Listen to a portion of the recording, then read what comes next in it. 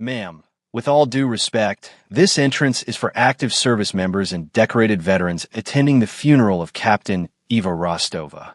It's for heroes, not for civilians and their children.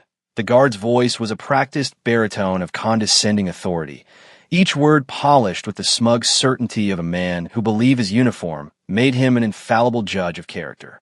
The crowd, a somber sea of dress blues and starched collars, shifted uncomfortably, a few officers offering nervous, complicit chuckles that died quickly in the cold November air. They saw what the guards saw, a woman in a simple, dark wool coat that had seen better years, her face pale and weary, holding the small hand of a boy no older than 10. She looked like a housekeeper, perhaps a distant, unimportant relative, certainly not someone who belonged inside the hallowed grounds of the Naval Command Cemetery, especially not for the state funeral of a national hero. But when General Arkady Morozov, standing grim-faced by the mausoleum entrance, saw the way she stood, her shoulders perfectly squared despite her exhaustion, her spine straight as a mast, her gaze fixed on the distant casket with an unnerving, professional stillness, he felt a cold prickle of recognition that defied all logic.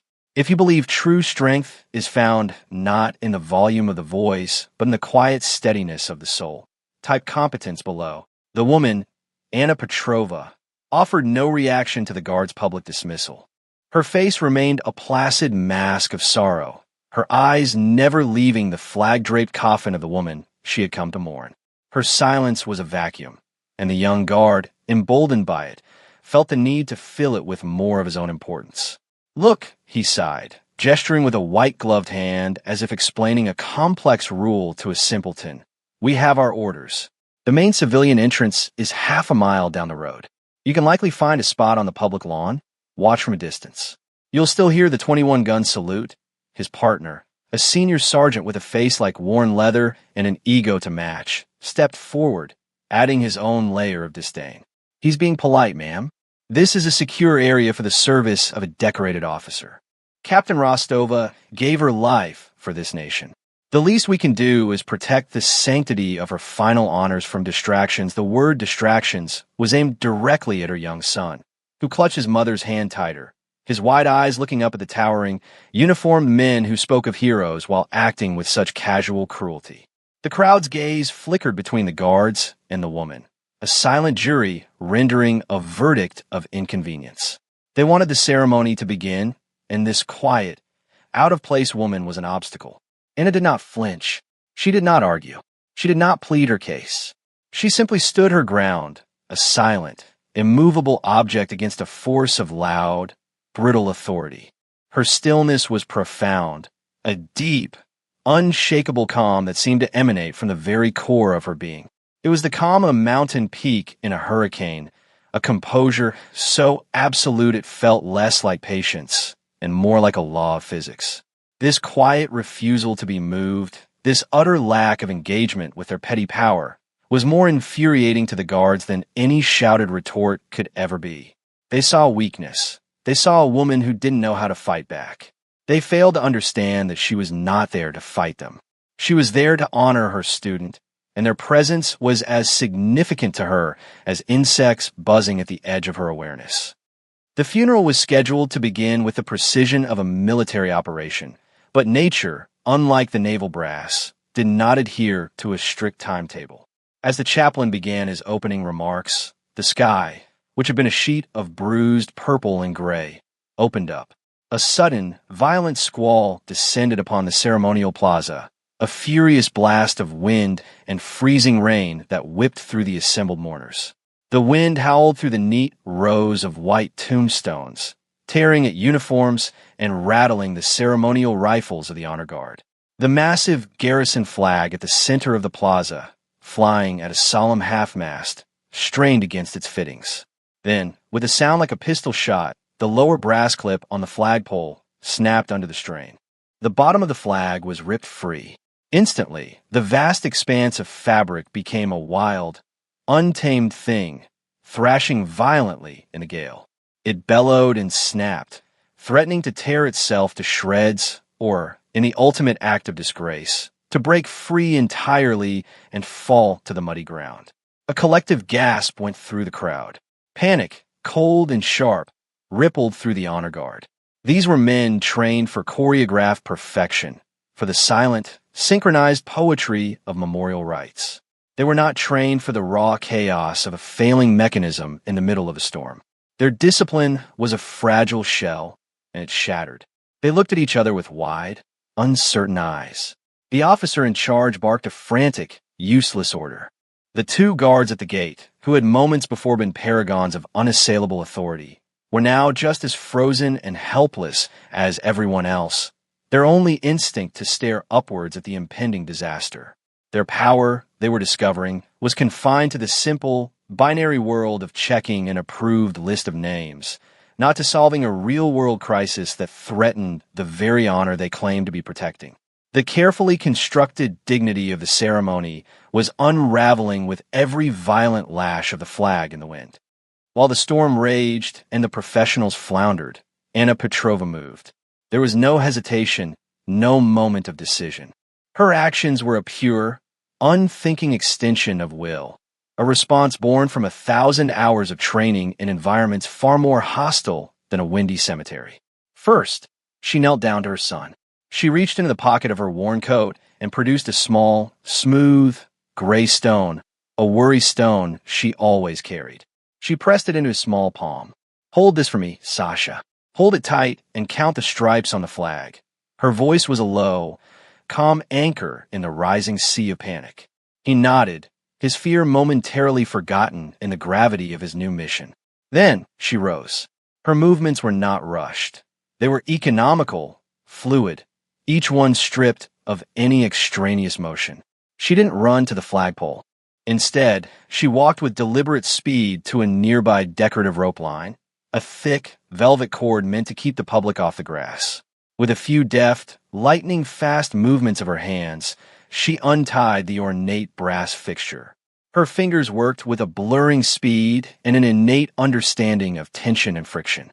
She fashioned a complex, unfamiliar knot at the end of the rope, creating a perfectly weighted coil. It was a knot no one there had ever seen, a beautiful and brutally efficient piece of maritime engineering. Holding the remainder of the rope, she took 2 steps back, gauged the wind with an expert's eye, and threw. The weighted end sailed through the sheeting rain, a perfect arc of red velvet against the gray sky. It spiraled around the whipping, out-of-control flag halyard with impossible precision.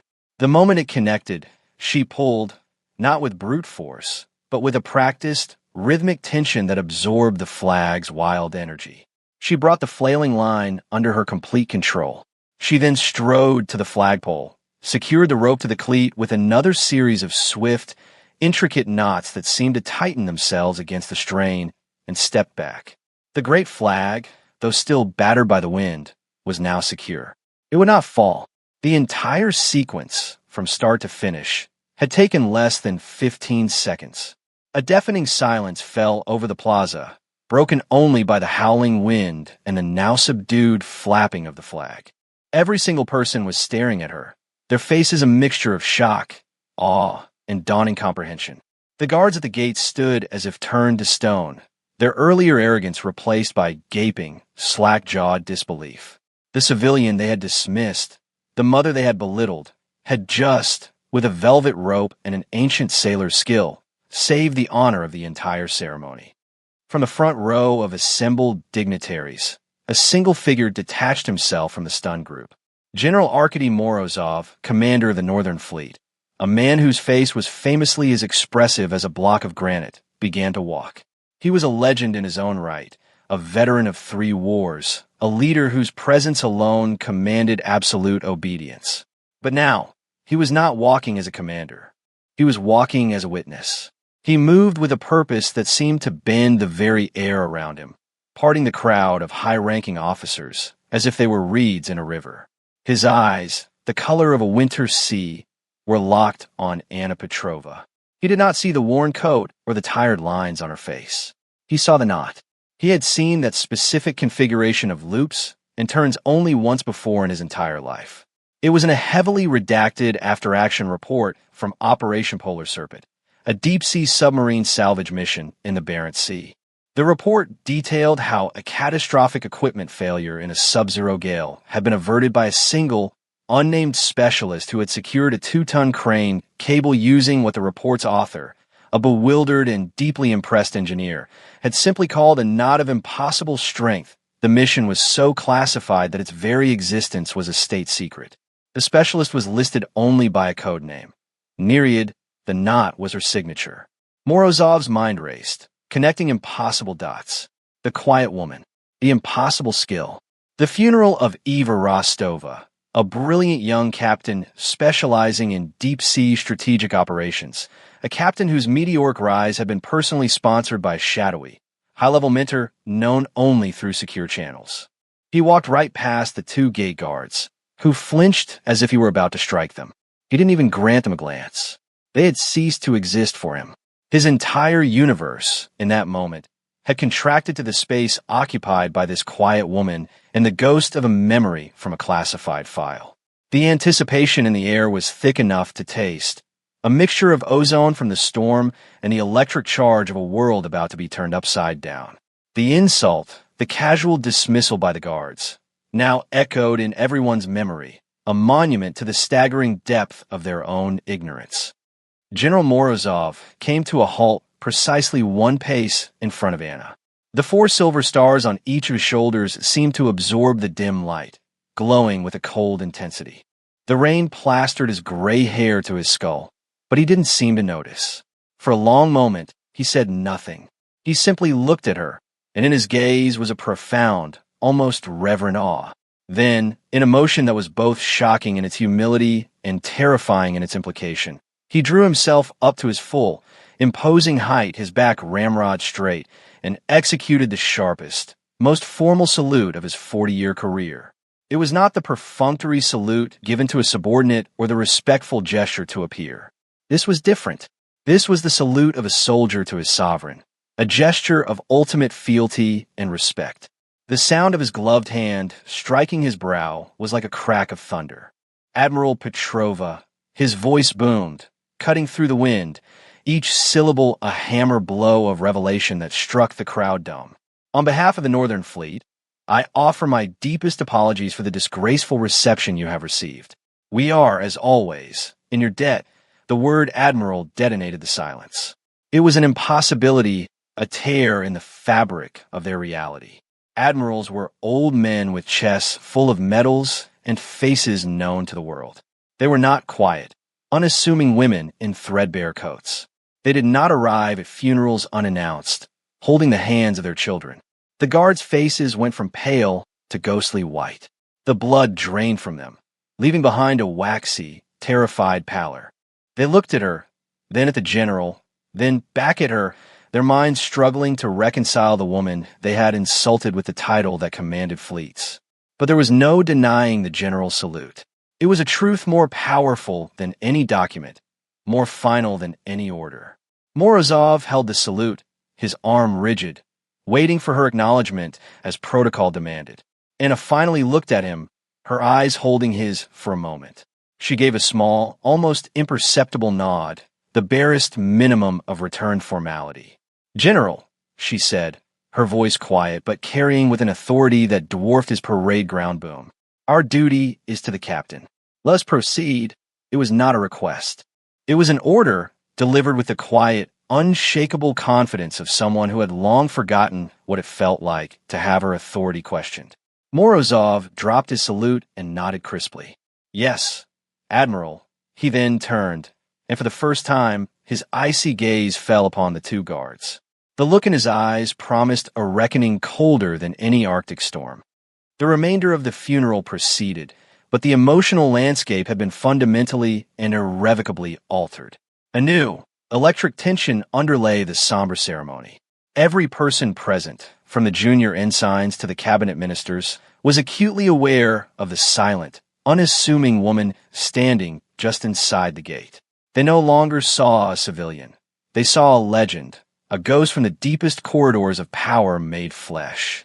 She was Admiral Anna Petrova, the silent admiral, the architect of the Navy's modern strategic doctrine, a name whispered with a mixture of fear and reverence in the highest echelons of command. She was a master strategist so brilliant and so secretive that fewer than a dozen people in the entire nation had ever seen her face. And two of them had just tried to send her to the public lawn. The story began its viral journey before the final volley of the rifle salute had finished echoing off the granite tombs. A junior aide, his hands trembling, discreetly texted his commanding officer, "Sir, you are not going to believe this. Petrova is here." The Petrova stood right at the gate. The message leaped from phone to phone, from ship to shore, spreading through the global naval network with the speed of light. The legend of the unassuming woman who had tamed the flag and humbled a four-star general with her mere presence was being forged in real time. After the ceremony concluded and the dignitaries began to disperse, the senior guard, his career and reputation in tatters, forced his trembling legs to carry him toward Anna. He was a man broken, the brittle shell of his arrogance shattered, revealing the terrified man within. He stopped before her, his mouth opening and closing like a fish, desperate to form the words of an apology that felt laughably inadequate. "Admiral, I had no idea. I am so sorry," he stammered. Anna finally turned her gaze fully upon him. There was no anger in her eyes, no triumph, no satisfaction. There was only a profound, bottomless weariness, the look of someone who had dealt with the small-mindedness of men for a lifetime and was simply tired of it. She said absolutely nothing. She just looked at him. Her silence was a judgment more complete and more damning than any verbal reprimand could ever be. She then turned, took her son's hand, and walked away to offer her quiet condolences to Captain Rostova's grieving parents, her true mission for the day. Within 24 hours, the story of the Admiral at the gate had become the singular topic of conversation across every naval base, every vessel, and every intelligence outpost in the nation's service. It morphed and grew with each telling, acquiring the burnished patina of myth. Sailors who had been hundreds of miles away claimed to have seen it with their own eyes. The knot she had tied, which had no official name, was unofficially christened the Petrova Hitch by the members of the Honor Guard. Within a week, diagrams of it, sketched from memory, were being passed hand to hand among sailors on long deployments, a small, tangible piece of the legend.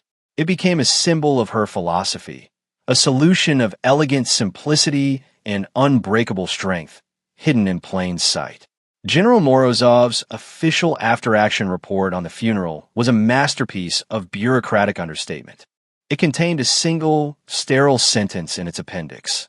The ceremony was briefly disrupted by inclement weather, which was resolved through the timely and effective intervention of a senior flag officer present in a civilian capacity.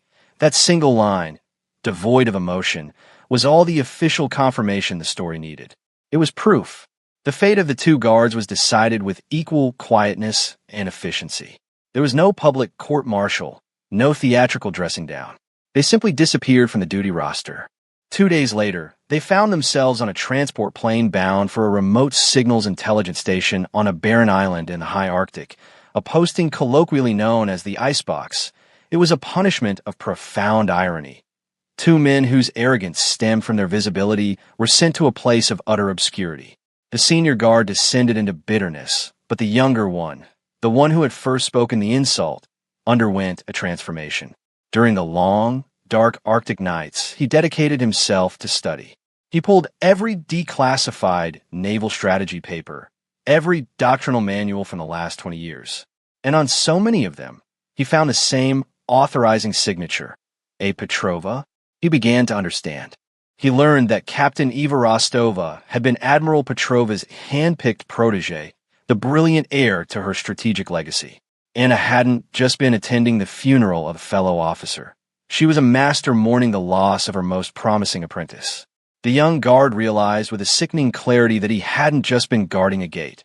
He had been standing, with all his ignorant pride, in the way of a final, sacred act of mentorship and love. Years passed. The fleeting event of that stormy afternoon solidified into permanent institutional folklore. The story of the Admiral at the gate became a mandatory part of the orientation for all new cadets at the Naval Academy. It was no longer just a story about a mistaken identity. It was a foundational parable, a lesson in the critical distinction between the appearance of authority and the reality of competence. It was taught in ethics classes and leadership seminars as a prime example of the dangers of assumption and the virtue of humility. The Petrova hitch, once a piece of whispered lore, was formally adopted into the Honor Guard's official manual for flag security during ceremonies in inclement weather. The gate itself, once an anonymous entry point, became a landmark. Cadets would walk past it and touch the cold iron bars, reminding themselves of the lesson learned there.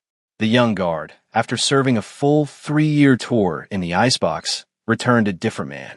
He was quiet, observant, and deeply humbled. He rose through the non-commissioned officer ranks, his leadership style defined by a quiet competence that echoed the woman who had so profoundly changed his life. It was he, now a grizzled Master Chief, who stood before the new classes of recruits at the cemetery gate and told them the story. He would stand in the exact spot where he had committed his greatest failure. "Look around you," he would say, his voice resonating with the hard-earned weight of his experience. "Your eyes will lie to you.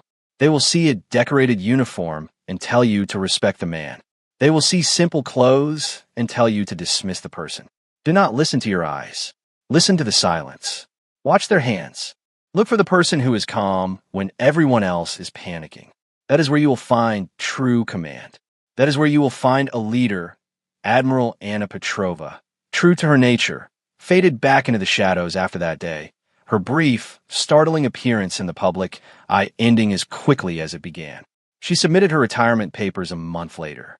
Her official service record is a document of profound minimalism, a collection of redacted missions and classified commendations. But her true legacy was not etched on paper. It was alive, a living principle woven into the very soul of the Navy she had served with such quiet, devastating brilliance. A decade later, on a bright, cloudless spring day, an older Anna Petrova sat in the back row of the cavernous assembly hall at the Naval Academy. She was dressed in the same simple, unassuming style, a figure of quiet anonymity amidst the proud, beaming families of the graduating class. She looked unchanged, a fixed point in a changing world. On the brightly lit stage, a young, newly commissioned ensign was being awarded the Academy's highest honor for strategic analysis. The announcer called his name, Ensign Sasha Petrova, her son. As he walked across the stage, tall and straight in his new dress uniform, he accepted the award with a calm, humble dignity. His eyes scanned the vast crowd, searching until they found hers. He gave her a small, almost imperceptible smile, a private acknowledgement that passed between them alone. It was a smile that said he understood. He understood the lesson of the worry stone, the lesson of the storm, the lesson of the gate. He knew that the strength he now carried within him was forged not in the Academy's classrooms, but in the quiet example of his mother. He knew her legacy was not in the rank she rarely used or the medal she never wore, but in the unwavering standard of quiet competence she had embodied. It was a legacy of doing the right thing, the smart thing, the necessary thing, with no thought for credit or applause. True authority, she had taught him without ever saying the words, is not the power to shout orders, but the quiet confidence that your orders are correct. True respect is not a courtesy demanded by rank, but a tribute earned by character. The greatest strength a leader can possess is not the force of their command, but the depth of their calm. Legacy, he understood as he looked at his mother, is not a monument of granite you leave behind. It is the lesson you instill in those who come after, a quiet truth passed from one soul to another, a ripple of competence that spreads outward, forever changing the currents of the future. For more stories where quiet competence triumphs over loud assumption, and where silent strength defines true worth, subscribe to Unknown Heroine Tales.